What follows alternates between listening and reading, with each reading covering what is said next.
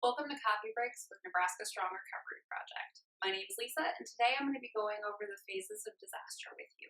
This is a tool that we use with survivors to help them understand the different emotions that individuals and communities go through post-disaster. The first phase is pre-disaster.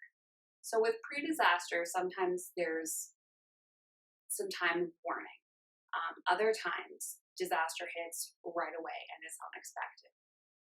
When there is time of warning, there can be a lot of emotion in regards to what do I do, where do I go, how are we going to handle this? There can also be a lot of guilt and shame after a disaster hits if there was warning and individuals did not act. If a disaster happens very suddenly and there isn't much warning or any warning, that's when there's an increase of vulnerability, feeling like there's a loss of control, and things can just become very scary and overwhelming.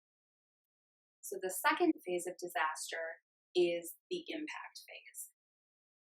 This is when the disaster hits. In the impact phase, emotions can go from being overwhelmed to scared to outright panic. This is when you're realizing that this is really happening.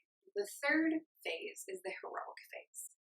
Now, in the impact phase, your adrenaline starts to kick in high gear. That's when the fight, flight, or freeze reaction comes in. And with this fight, flight, or freeze reaction, that links directly into this heroic phase. Because with that excess adrenaline, you see individuals doing these very heroic acts, things that they normally would not do. The thing to note in this phase also is that the fact that there is that much adrenaline pumping through the system, sometimes the ability to look and say, is this safe? Am I going to be able to get out? Things like that.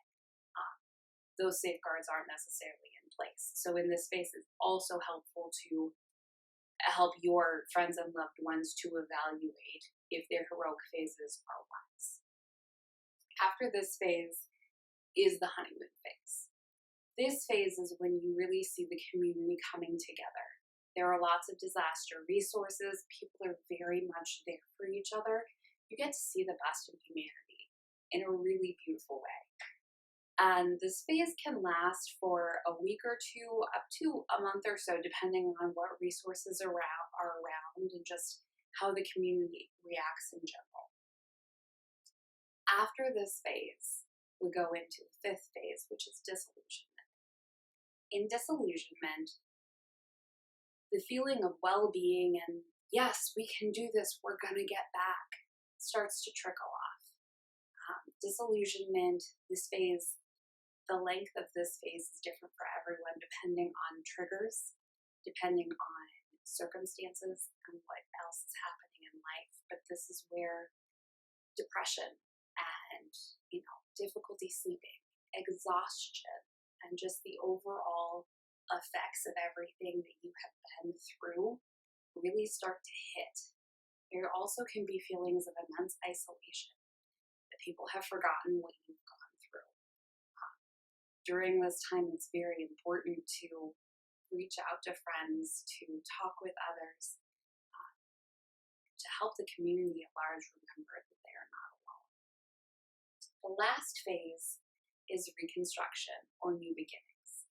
So in this sixth phase, typically around the 1-year anniversary, is when individuals start to feel more like they're settling into a new normal. They've seen through everything that has happened. They have taken the steps they've needed to rebuild, and now they're starting to feel comfortable in the new life. So it's not that everything has turned out gloriously, but things are getting back to a routine to where there isn't so much disruption and to where people are feeling less triggered by specific events. Again, reaching this phase is going to be different for everyone, but for communities, usually this starts around the 1 year anniversary. So those are our 6 phases of disaster. I hope that recapping this has just helped you to understand kind of what is common for individuals and the community after a disaster, so that you are more accepting of and compassionate with yourself when you come in to strong emotion.